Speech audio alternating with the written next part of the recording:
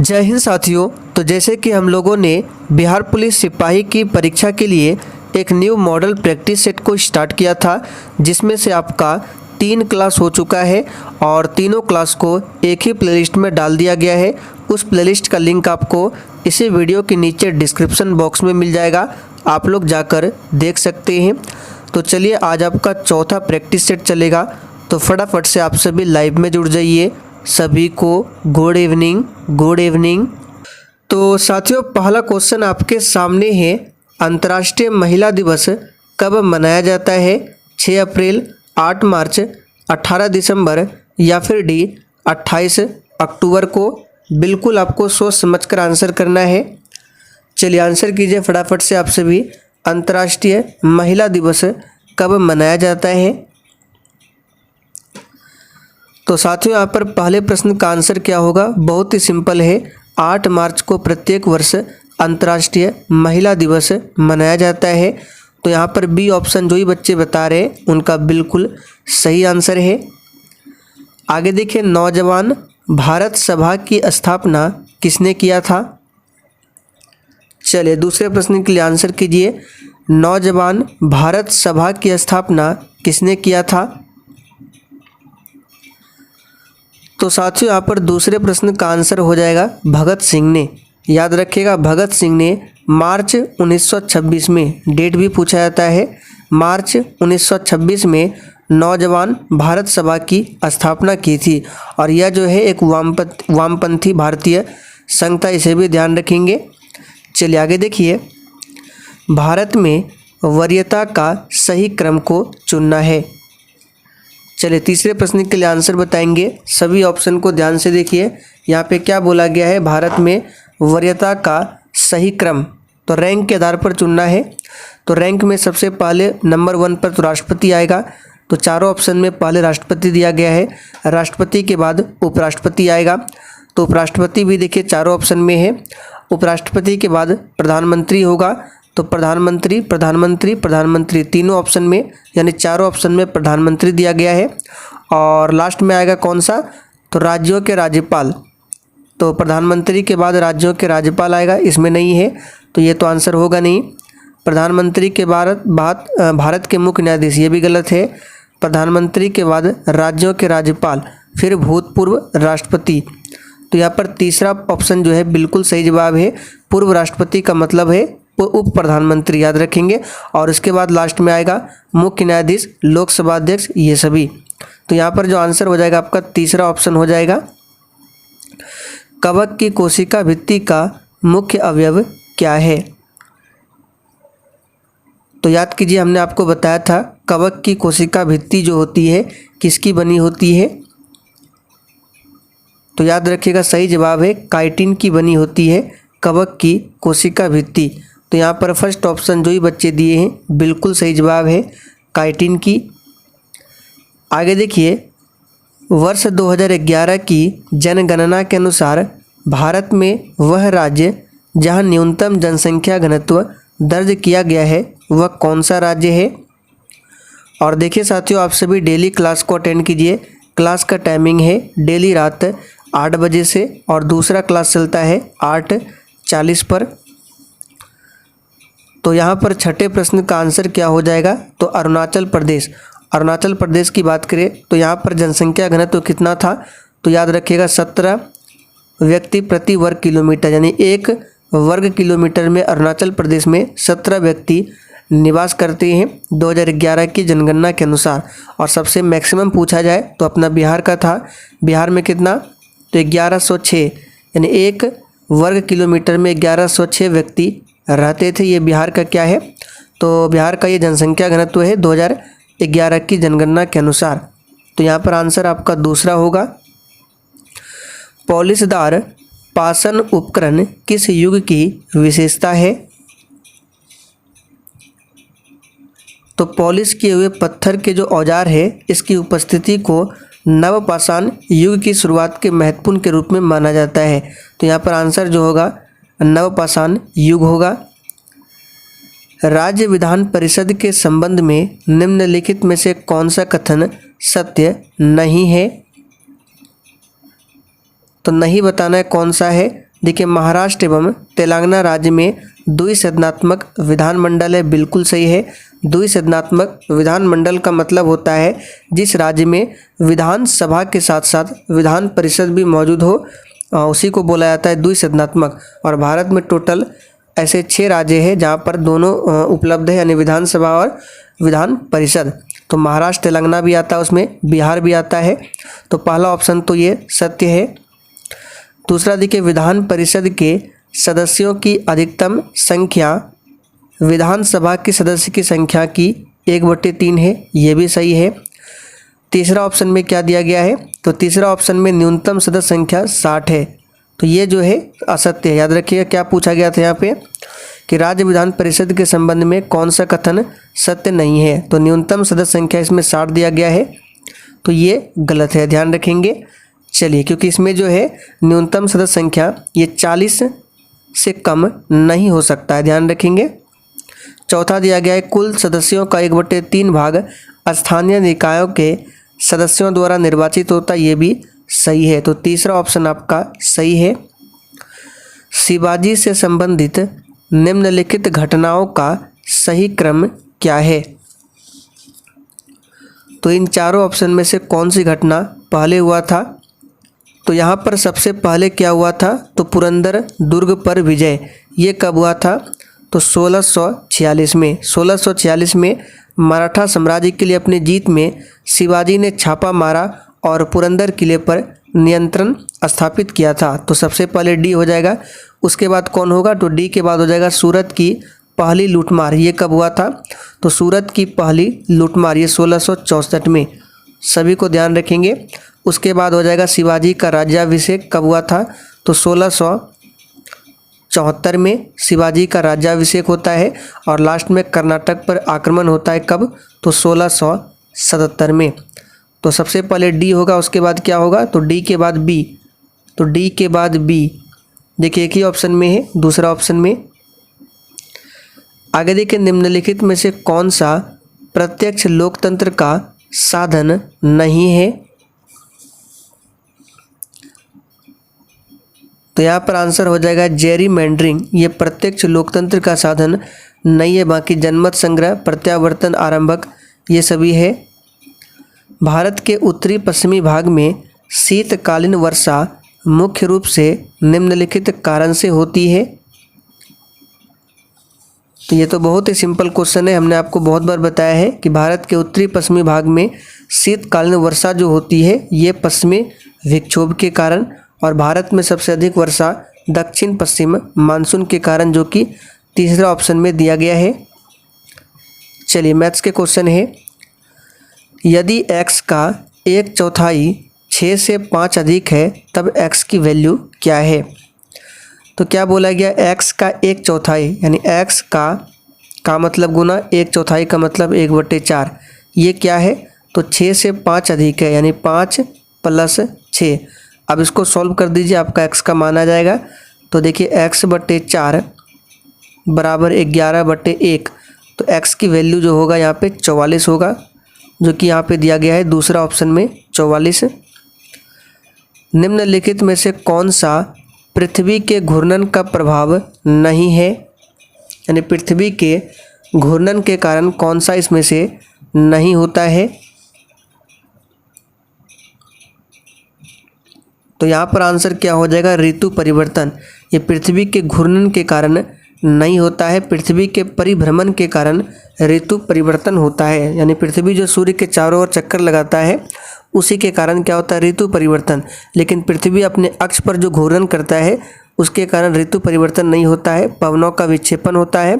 Coriolis बल की उत्पत्ति के कारण घूर्णन करता, ये भी सही है। दिन रात का बनना, ये भी सही है, लेकिन ऋतु परिवर्तन नहीं होगा। और पृथ्वी अपने अक्ष पर लगभग 23.5 डिग्री, याद रखिएगा 23.5 डिग्री झुकी है। आपातकाल की उद्घोषणा को तब निम्नलिखित में से कौन से मूल अधिकार को छोड़कर अन्य सभी मूल अधिकारों के प्रवर्तन के लिए न्यायालय में जाने का अधिकार निलंबित रहता है, ये तो बहुत ही सिंपल है, आर्टिकल 20 और 21 से याद रखिएगा। भारत के संविधान को निम्नलिखित में से कौन सी अनुसूची द्वारा स्वायत्त शासी शिक्षा परिषदों की स्थापना का प्रावधान किया गया है? चलिए सभी ऑप्शन को देखिए। तो चलिए इसका आंसर बता देते हैं, याद कर लीजिए, छठी अनुसूची। चलिए आगे बढ़ते और देखिए छठी अनुसूची में याद रखिएगा असम, मेघालय, त्रिपुरा और मिजोरम में जनजातीय क्षेत्रों के प्रशासन का प्रावधान है। एफ्लाविस का उत्पादन होता है। तो साथियों एफ्लाविस जो है इसका उत्पादन होता है किसके द्वारा? तो याद रखिए कवक के द्वारा होता है एफ्लाविस का उत्पादन। राज्यसभा के सदस्यों के चुनाव की प्रक्रिया ग्रहण की गई है किस देश के संविधान से? तो देखिए राज्यसभा के सदस्यों के चुनाव की प्रक्रिया जो है दक्षिण अफ्रीका के संविधान से लिया गया है। तो आंसर क्या हो जाएगा? दूसरा ऑप्शन। और संविधान संशोधन की प्रक्रिया को भी यहीं से लिया गया है, दक्षिण अफ्रीका के संविधान से। प्यूनिक युद्ध खालिस्तान के मध्य लड़े गए। तो प्यूनिक युद्ध जो है ये रोम और कार्थेज के बीच लड़ा गया था 264 ईसा पूर्व से लेकर 264 ईसा पूर्व से 164 ईसा पूर्व तक। तो आंसर यहाँ पे हो जाएगा रोम और कार्थेज। निम्नलिखित में से कौन सा मुख्यमंत्री के विषय में सही नहीं है? तो मुख्यमंत्री के विषय में कौन सा सही नहीं है? तो अंतर्राज्य परिषद का सदस्य ये सही है, राष्ट्रीय विकास परिषद का सदस्य ये भी सही है, राज्य योजना बोर्ड का अध्यक्ष ये भी सही है, राज्य मानवाधिकार आयोग का अध्यक्ष होता है ये बिल्कुल गलत है। मुख्यमंत्री के विषय में ये सही नहीं है, याद रखिएगा। चलिए आगे देखिए, कृषि का काटो और जलाओ प्रतिरूप भारत के किस प्रदेश में प्रचलित है? चलिए 28 के लिए आंसर कीजिए फटाफट से। तो याद रखिएगा ये है उत्तर पूर्वी राज्य प्रदेश, जिसको कहा जाता है झूम कृषि। भारत में इस्पात उद्योग को निम्नलिखित में से किसके आयात की अपेक्षा होती है?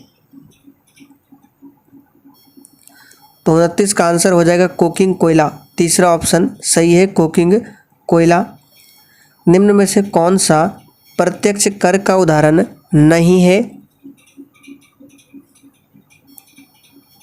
तो प्रत्यक्ष कर का उदाहरण कौन सा नहीं है? देखिए संपत्ति कर, व्यवसाय कर, आय कर प्रत्यक्ष कर है, लेकिन वस्तुओं और सेवाओं पर कर जो लगता है ये जिसको गुड्स एंड सर्विस टैक्स कहा जाता है, जीएसटी, ये क्या है? तो जीएसटी अप्रत्यक्ष कर है। हमने आपको बहुत बार बताया है। संस्कृति और शिक्षा का अधिकार किस आर्टिकल में वर्णित है? तो साथियों संस्कृति और शिक्षा का अधिकार जो है ये वर्णित है किस आर्टिकल में? तो 29 और 30 में, भाग 3 के तहत 29 और 30 में वर्णित है। निम्नलिखित में से किसने रैयतवाड़ी बंदोबस्त आरंभ किया था? तो साथियों रैयतवाड़ी बंदोबस्त को आरंभ किया था 1820 में थॉमस मुनरो ने। यहाँ पर बी ऑप्शन सही है। पश्चिम बंगाल में होने वाली मानसून पूर्व की वर्षा को क्या कहते हैं? चलिए 33 के लिए आंसर कीजिए। और देखिए आज प्रश्नों का ज़्यादा डिस्कस नहीं करेंगे, ओनली क्वेश्चन आंसर। तो पश्चिम बंगाल में होने वाली मानसून पूर्व की वर्षा को कहा जाता है क्या? तो काल वैसाखी यानी कि नार्वेस्टर्स।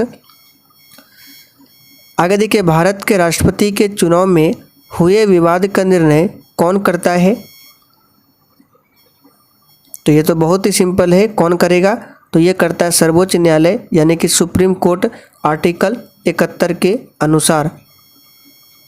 आगे देखिए, भोपाल गैस दुर्घटना में विषाक्त गैस जिसका रिसाव हुआ था वह कौन सा है? तो भोपाल गैस दुर्घटना जो हुआ था ये कब हुआ था? तो डेट भी आपको याद रखना है, ये 2-3 दिसंबर 1984, सिर्फ याद रखना है दिसंबर 1984 में हुआ था मध्य प्रदेश में, मध्य प्रदेश की राजधानी भोपाल में। और इसमें किस गैस का रिसाव हुआ था? तो मिथाइल आइसोसाइनेट का। आगे देखिए, दक्षिण पूर्वी एशिया के वृद्धि त्रिकोण में कौन कौन से देश सम्मिलित है? तो वृद्धि त्रिकोण जो इसमें सम्मिलित देश है कौन कौन से है, तो सिंगापुर, मलेशिया एवं इंडोनेशिया शामिल है। यहाँ पर पहला ऑप्शन सही है।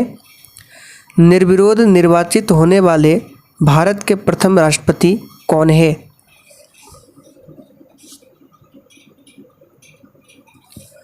तो बहुत ही सिंपल है, नीलम संजीव रेड्डी चौथा ऑप्शन में दिया गया है। निम्न में से कौन सा हाइड्रोजन का समस्थानिक नहीं है?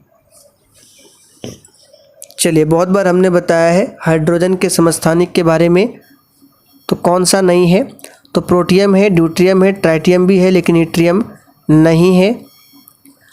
भारत में बाजार नियंत्रण प्रणाली किस सुल्तान द्वारा लागू की गई थी?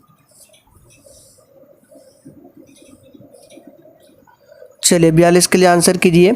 तो साथियों, ये लागू किया गया था अलाउद्दीन खिलजी के द्वारा। किसके द्वारा? तो अलाउद्दीन खिलजी के द्वारा। अकबर के 1567-68 ईस्वी में चित्तौड़ पर आक्रमण के समय मेवाड़ का शासक कौन था?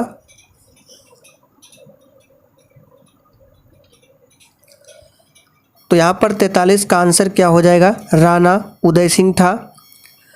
पटाखों से निकलने वाली हरी ज्वाला निम्न में किसके कारण उत्पन्न होती है? तो यहाँ पे हरी ज्वाला पूछा गया है, तो ये बेरियम के कारण उत्पन्न होता है। लोकसभा में प्रथम विपक्ष के नेता कौन थे?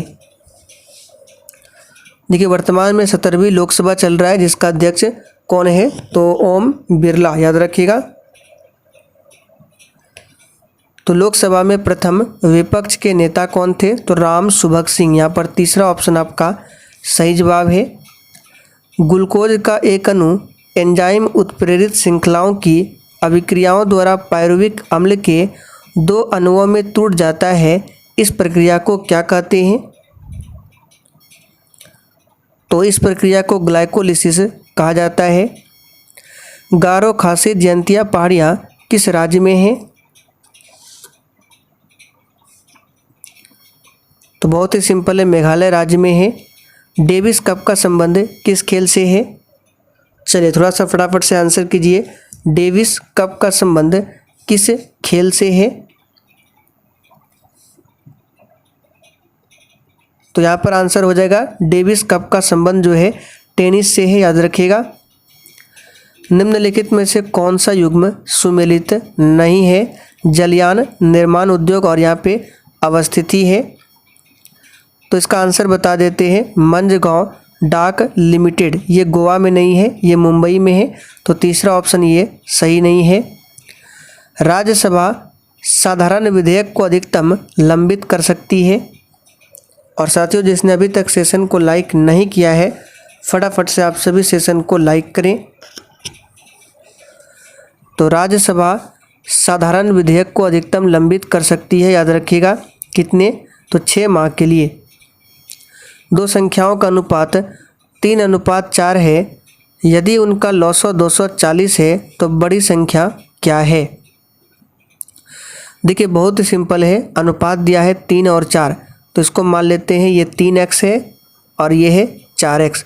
अब इसका एलसीएम निकालिए, यानी 3x, और अगर हम 4x का एलसीएम निकालते हैं तो ये कितना हो जाएगा? ये होगा 12x। तो एलसीएम आपका हो गया 12x, लेकिन वास्तव में एलसीएम दिया है 240। तो यही 12x बराबर क्या है? तो 240। तो x बराबर यहाँ से क्या हो जाएगा? आपका 20 निकल कर आ जाएगा। तो बड़ी संख्या बोला गया है, तो 3x छोटी है, 4x बड़ी है। तो x के जगह पे 20 रखिए। 20 × 4 यानी 80।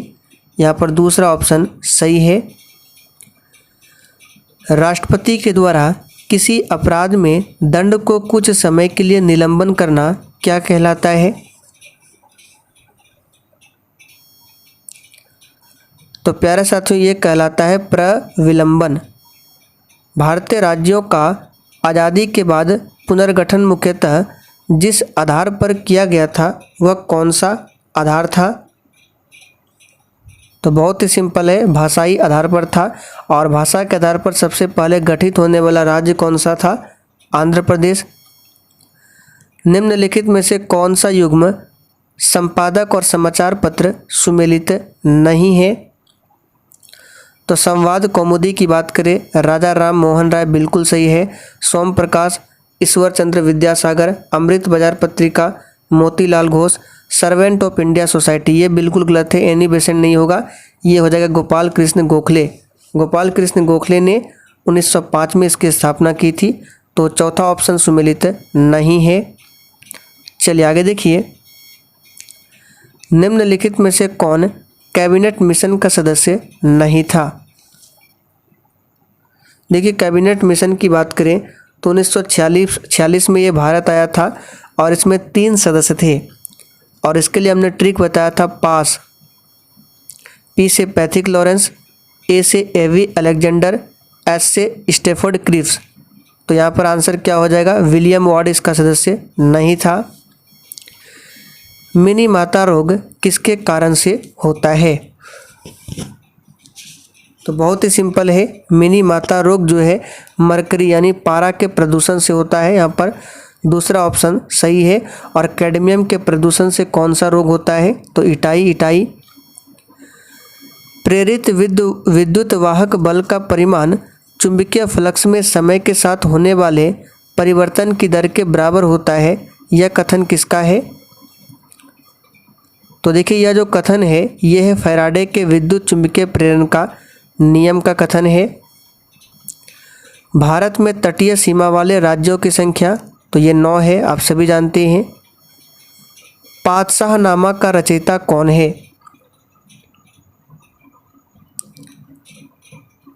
तो इसका सही जवाब क्या हो जाएगा, पातशाहनामा का रचयिता कौन है, तो याद रखिएगा अब्दुल हमीद लाहौरी। निम्नलिखित में से भारत की कौन सी नदी ज्वारनद मुख बनाती है।